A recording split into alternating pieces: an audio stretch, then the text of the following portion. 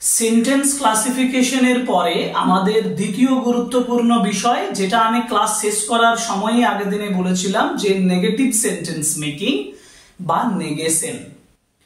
আমাদের যখন কোনো সেন্টেন্সকে নেগেটিভ সেন্টেন্সে রূপান্তরিত করতে যাই তখন রুলস অনুযায়ী কিছু মিস্টেক করে থাকি, আর কিছু কিছু ক্ষেত্রে এই যে নেগেটিভ ওয়ার্ড নট বসানোর নির্দিষ্ট জায়গাটা আমরা খুঁজে পাই না।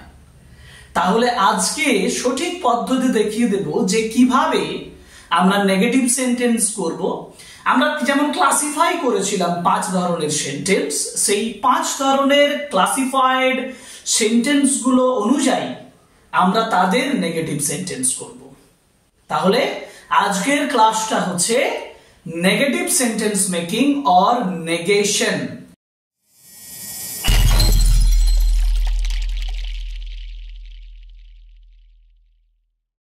প্রথমত আমি আগের দিনে সেন্টেন্সের যে ক্লাসিফিকেশন করেছিলাম সেই অনুযায়ী যদি আমি এক একটা সেন্টেন্স বোঝাতে যাই তাহলে প্রথমে আমাদের আসে অ্যাসার্টিভ সেন্টেন্স। দেখতেই পাচ্ছ এটা হচ্ছে অ্যাসার্টিভ সেন্টেন্স।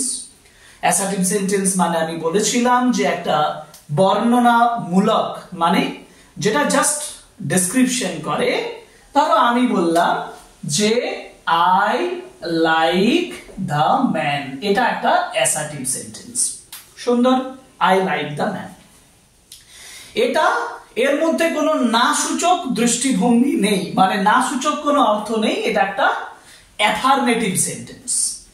এটা একটা অ্যাফার্মেটিভ বা পজিটিভ সেন্টেন্স আমি বলবো, ঠিক আছে।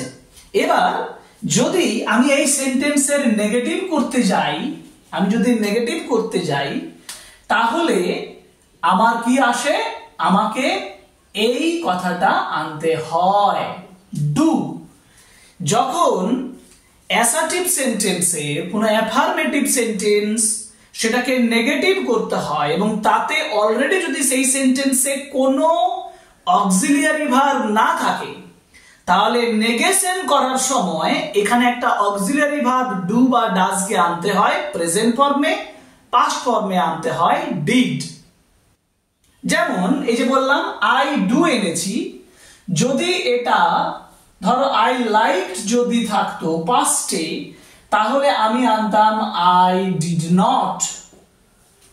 কেন? কারণ এটা পাস্টে আছে, যার জন্য ডিড আনতে হতো, ঠিক আছে। তাহলে ডু।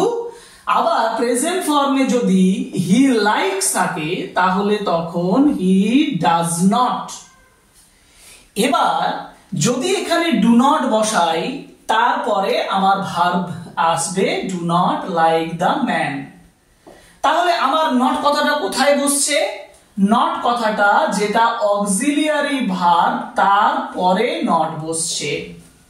এখানেও সেম ডিড নট, কিন্তু এটা মনে রাখতে হবে যে যদি আমি ডু নট বা ডিড নট বা ডাজ নট করে দিই তারপরে যখন মেইন ভার্বটা বসবে সেই ভার্বটা কিন্তু বেস ফর্মটা বসবে। মানে এখানে লাইকড এর বেস ফর্ম হচ্ছে লাইক, লাইকড বসবে না, কিন্তু ডিড নট লাইকড জীবনে হবে না, ডিড নট লাইক। তেমনি likes, he does not like, likes নয়, হি ডাজ নট লাইকস নয়।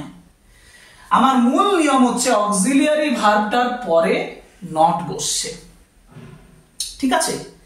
কিন্তু যদি আমি এটাকে প্রশ্ন করি তাহলে কি হবে? প্রশ্ন করলে ডু যেটা অক্সিলিয়ারি ভার্ব ছিল সেটা আগে চলে যাবে।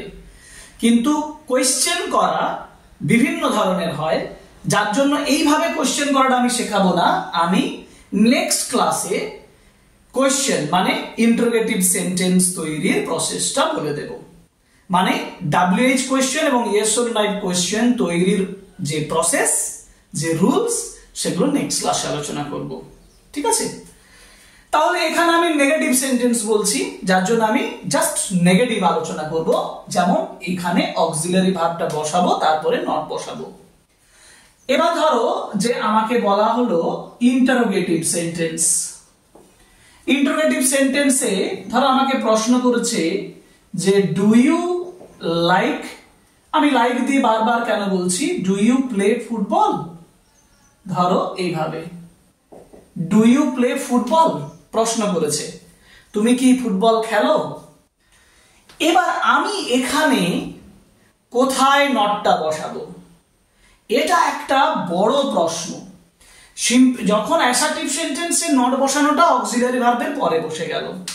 আচ্ছা, ইন্টারোগেটিভ সেন্টেন্সে তাহলে কি অক্সিলারি ভার্বের পরেই বসবে?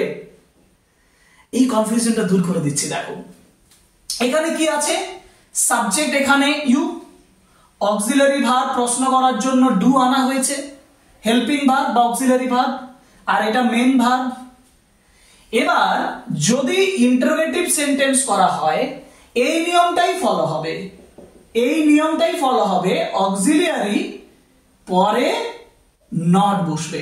তাহলে আমার কি নেগেটিভ হওয়া উচিত, do you not play football. Already এটা আমার বলতে বলতে তোমাদের মনে প্রশ্ন জাগছে যে স্যার কোথাও কিছু আছে, একটা বিষয় আছে এইখানে।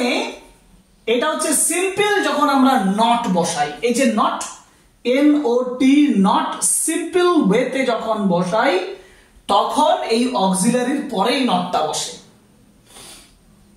কিন্তু যদি আমি কন্ট্রাক্টেড ফর্ম করি, কন্ট্রাক্টেড মানে এরকম ডু নট, ক্যান নট, এই যে এরকম যখন ফর্ম করি তখন কন্ট্রাক্টেড ফর্ম করলে এটা এখানেই চলে আসবে, do not you play football. বোঝা গেল? তাহলে যখন সিম্পল নট বসাই তখন অক্সিলারি ভার্বের পরেই নটটা বসছে, কিন্তু যখন কন্ট্রাক্টেড ফর্ম ব্যবহার করছি তখন কিন্তু ওই auxiliary verb do not you play football. আমি WH কোশ্চেন দিয়ে দেখিয়ে দিচ্ছি। দেখো মানে ধরো why are you crying, এটা একটা প্রশ্ন। নেগেটিভ করতে গেলে এখানে কি আছে, হেল্পিং ভার্ব আর আছে, তাহলে আমার হবে কি why are you not crying, negative করতে গেলে। কিন্তু কন্ট্রাক্টেড করলে why are not you crying। বোঝা গেল কিভাবে নেগেটিভটা বসছে? এইটা হচ্ছে ডিফারেন্স বিটুইন নরমাল নট আর কন্ট্রাক্টেড নট। এই কনফিউশনটা আমাদের হয়, এই কনফিউশনটা আমরা করব না কিন্তু কখনো আর, ঠিক আছে? ইন্টারোগেটিভ সেন্টেন্সের নেগেটিভ বোঝা গেল। এবার আমি যাব ইম্পারেটিভ। ধরো আমাকে কেউ অ্যাডভাইস দিয়েছে যে you should play in the ground in the morning, সকাল বেলায় গ্রাউন্ডে তোমার খেলাধুলা উচিত। নটটা কোথায় বসাবো এইখানে, you should not play in the ground in the morning. মানে নেগেটিভ করতে গেলে, নেগেশন করতে গেলে শুডের পরে বসাবো।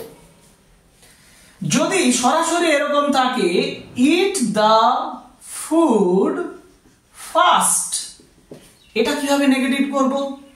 এটা নেগেটিভ করতে গেলে আনতে হবে do not eat the food first, প্রথমেই খাবারটা খেও না। Don't eat the food first, কন্ট্রাক্টেডও করতে পারো, এটা সেম জায়গা, কন্ট্রাক্টেড বা নরমাল সেম জায়গা, ঠিক আছে?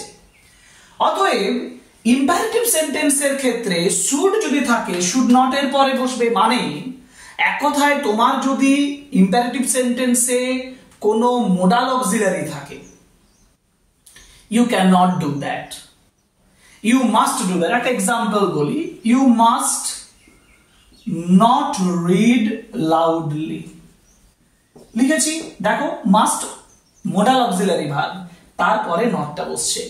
ইম্পারেটিভ সেন্টেন্সের ক্ষেত্রে মোডাল অক্সিলারি ভার্বটার পরে নট বসবে।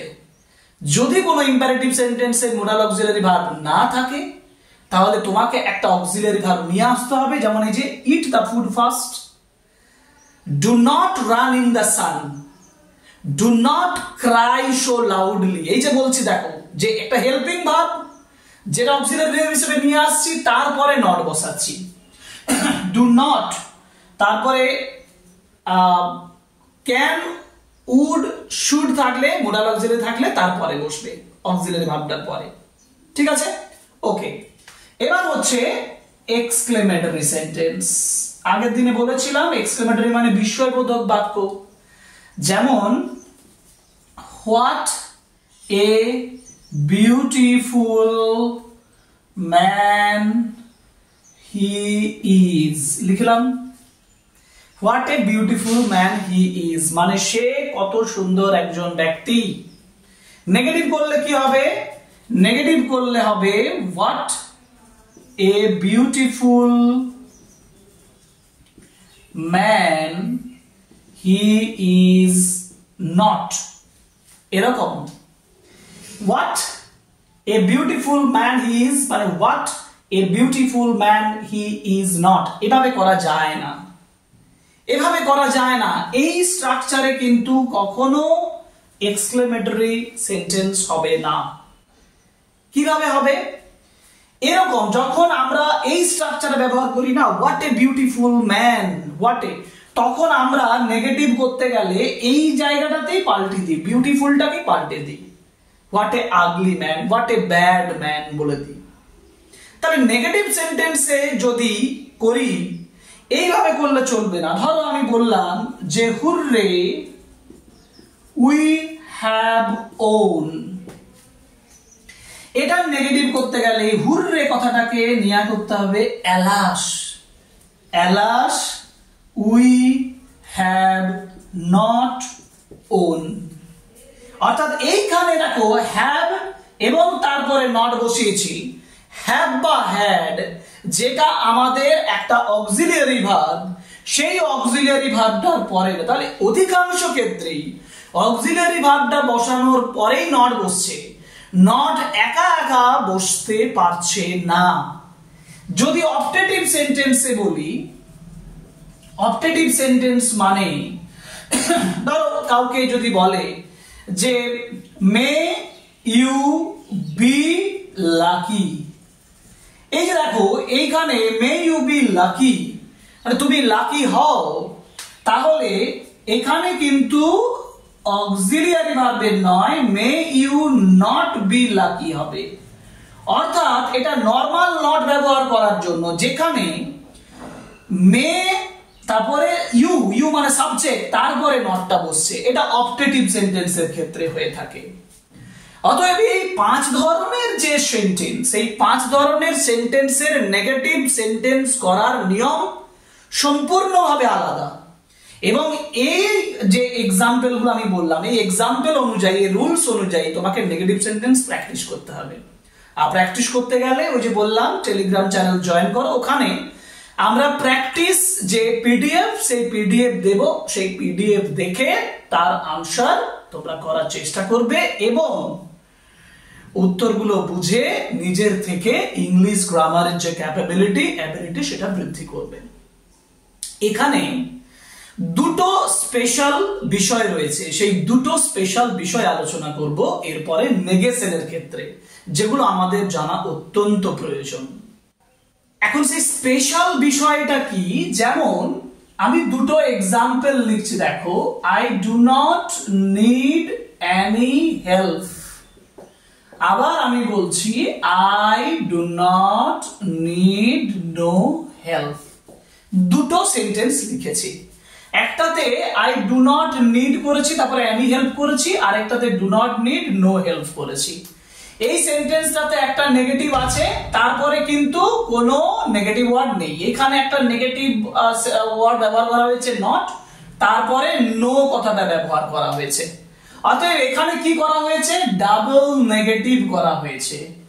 এবার তোমাদের কাছে এইটা আলোচনার যে এই দুটো সেন্টেন্সই কি কারেক্ট? না, এই দুটো সেন্টেন্স কারেক্ট নয়। এই সেন্টেন্সটা correct, I do not need any help, এটা হচ্ছে কারেক্ট সেন্টেন্স।